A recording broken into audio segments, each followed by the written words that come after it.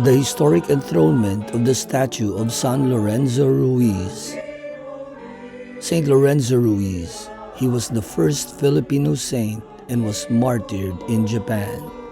Saint Lorenzo was married with children before taking asylum with the Dominican missionaries bound for Okinawa. He is the patron saint of the Filipino youth. Feast day, September 28. Our help is in the name of the Lord. June 15, Jackson Heights, Queens.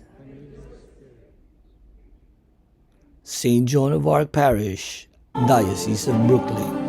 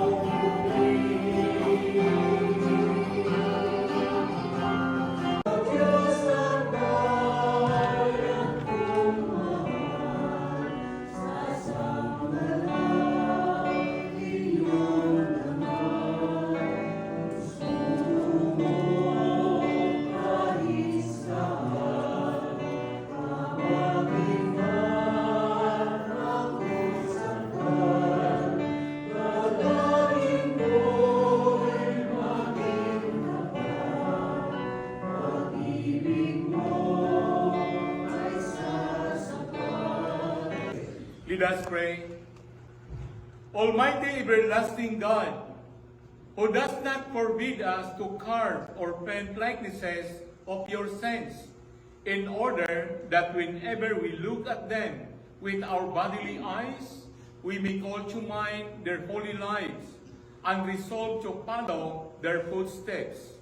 May it please you to bless and hallow this statue which has been made in memory and honor of our only begotten Son, our Lord Jesus Christ, Saint Lorenzo Ruiz, your martyr, and grant that all who in its presence pay devout homage to your glorious martyrs may by his intercession obtain your grace this life and everlasting glory in the life to come through Christ our Lord. Amen.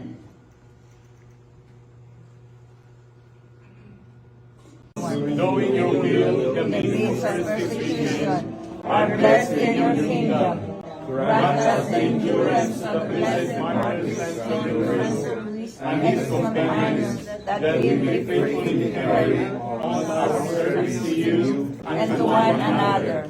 This we ask through Christ our Lord. Amen. Saint Lorenzo Ruiz de Manila, and through your powerful intercession, help our sick to receive the grace of God's miraculous compassion, so that they will be whole again in mind, soul, and body. Beloved San Lorenzo Ruiz de Manila, and companion martyrs, inspire us with your strength and encouragement.